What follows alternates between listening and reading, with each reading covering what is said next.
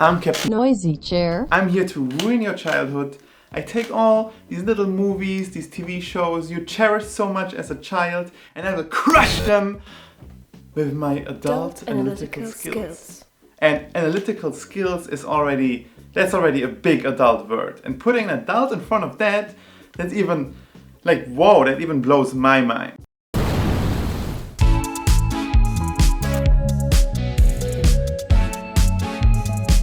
What is our movie today? Today we're looking at the Treasure Planet. Not the island, but the planet. Why did I choose this movie? Because last video I made a video about Atlantis, the Lost Empire, and I feel that these two kind of belong together because they're both these underrated adventure movies of Disney. Around the magical year of 1999, Disney saw all these 3D movies, you know, Pixar movies, they saw a lot of CGI done in movies, and they thought to themselves, we also need something like this. So they opened their rejected projects folder. Ha! Got you now, English language. So they looked into their rejected projects folder and found something that has settled dust since the 80s. It was a concept for Treasure Island, but in space. And they thought, let's just throw $140 million at it and it will be a hit. And surprisingly, it was not a hit. It's still till today the most expensive traditionally animated movie ever done.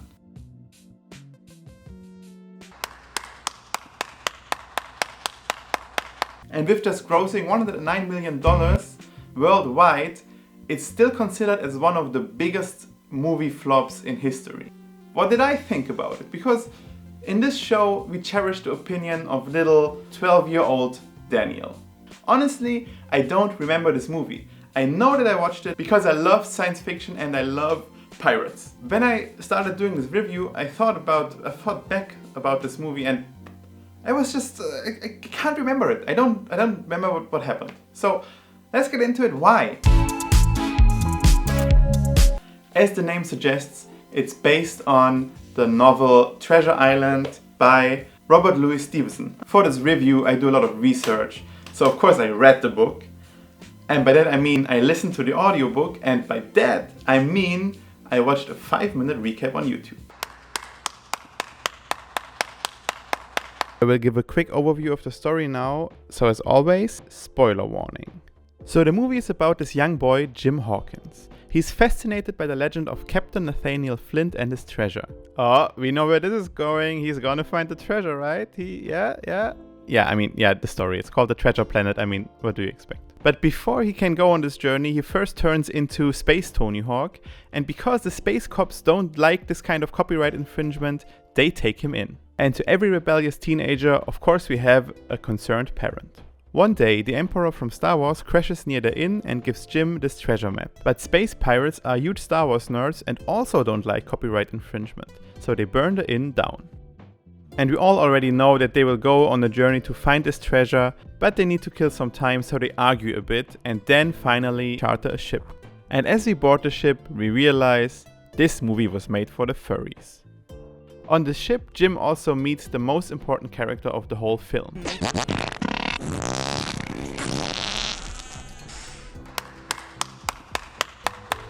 And he also meets cyborg chef Long John Silver. When Jim was young, his dad went to get some space cigarettes. So Jim slowly finds a father figure in John and they bond during the journey. But John and his crew of evil-looking guys turn out to be pirates and capture the ship. And here I was thinking that the guy with the cute Morphe thing couldn't be evil. Jim, the captain, and Dr. Doppler flee the ship, crash on the planet, and meet a really annoying sidekick, Ben the robot. He lost his PlayStation 1 memory card, and apparently Dad switched his super obnoxious mode on. At least they can crash at his crib. But of course the pirates find them, and John threatens them to turn the treasure map over or they will bring democracy upon them. And by democracy, I mean of course bombs. Jim thought he took the treasure map, but turns out the cute Morphe thing played a trick on him, and the map is still on the ship. So he switches from Tony Hawk to Sam Fisher and sneaks on the ship. He confronts the most evil looking pirate, kills him and goes back with the treasure map. But Long John Silver made something called a pro-gamer move and took the captain and Dr. Doppler hostage. So they all together follow the map showing the way like a modern adventure game on easy mode. But instead of the treasure, they find a huge portal, which leads to worlds that look way cooler than the one we are on. Jim, being the portal expert he is, finds out they can also beam directly into the treasure chamber. The pirates really love this because they are big Scrooge McDuck fans and always wanted to bathe in gold coins. But Jim was more of a Ninja Turtle guy back then and instead finds Captain Flint's ship and his skeleton holding a PlayStation 1 memory card. We get the most satisfying moment in film history, but find out the place is booby-trapped. Like in any good Hollywood movie, Long John Silver has to take a decision between his life goal of getting rich or rescuing this boy he met a few days ago. Of course he chooses the Disney appropriate version. You remember how Jim was skating in the beginning? The movie definitely remembers, and he saves the day by finally unlocking his last Tony Hawk's Pro Skater skin. So in the end, everyone is happy, and Long John Silver turns into Mufasa from Lion King.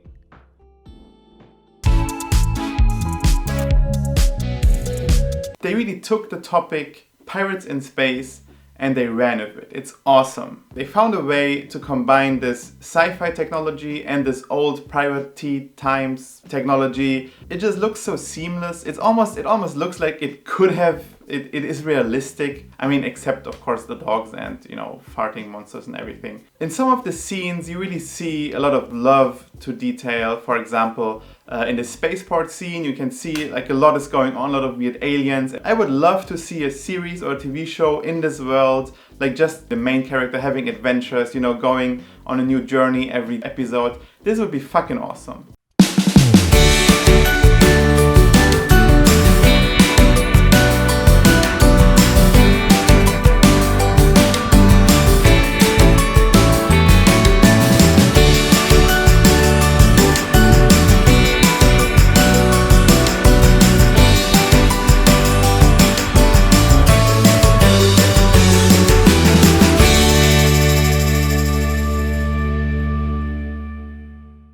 Yes, it was one of the biggest flops. I guess we will never get to see that. They ask you how you are, you just have to say that you're fine when you're not really fine. Like I mentioned the budget before, and I said it's not really traditional animated. That's because they mixed traditional 2D animation with 3D graphics. Because, you know, back in the day, CGI was all the rage, and we know that this stuff still looks good today, right? Actually, the 3D and 2D effects really merge well together and also still looks good today. Especially some technology in this movie really looks cool, like the arm of Long John Silver is just awesomely animated. These gears have been tough getting used to, but they do come in mighty handy from time to time.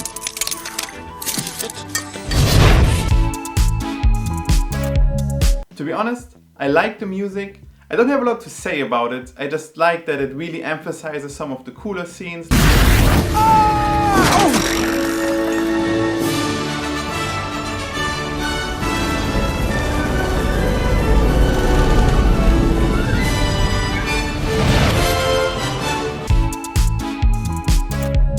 Like the story really works from A to Z. Like everything is in place, everything is in order. They base the whole movie on this relationship between Jim Hawkins and Long John Silver as his father figure, basically, and it really works. It's really emotional. Every beat is basically how it should be, and also all the emotional arcs are there, all the arcs are there, everything is there.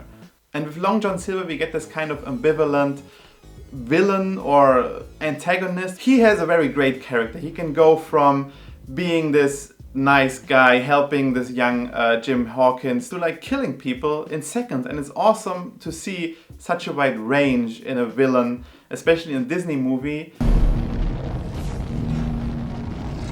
I like you, lad, but I've come too far to let you stand between me and my treasure.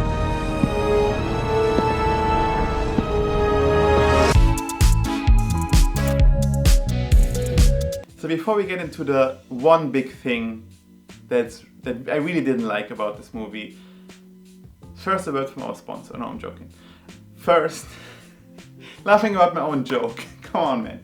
Okay, let's first talk about something small that maybe just annoys me, but I just have to talk about it. It is the humor in this movie. Like, yes, you can argue this movie is especially targeted at children. And I talked about it in the Atlantis review, for example. There it was a bit more edgy. It had a really, really better sense of humor.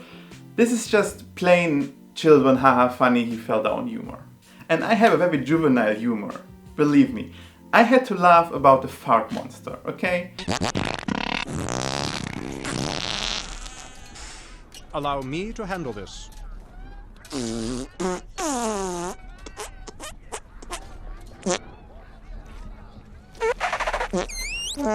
The bar is already pretty low, but this movie still, limbos under it with kind of childish and cheap humor. I personally didn't enjoy it. I guess people maybe like this kind of humor. I didn't.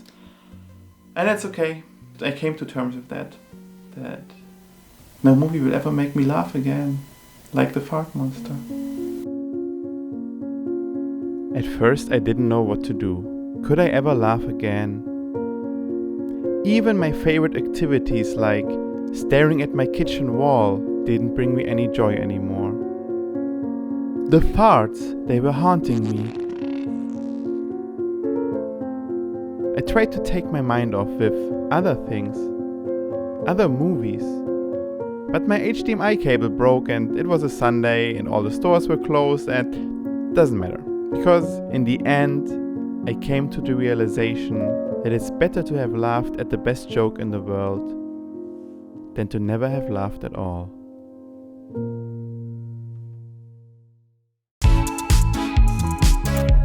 Okay, now for the big thing.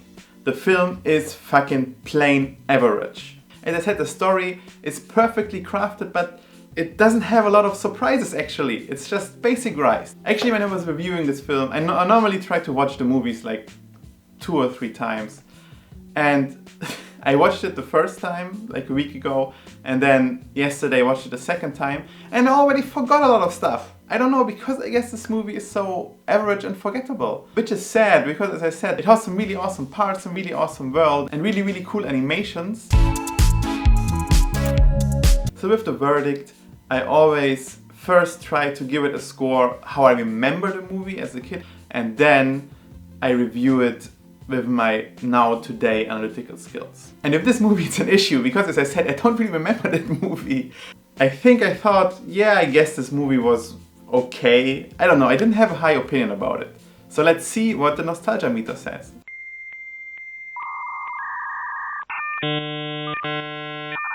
Three out of 10.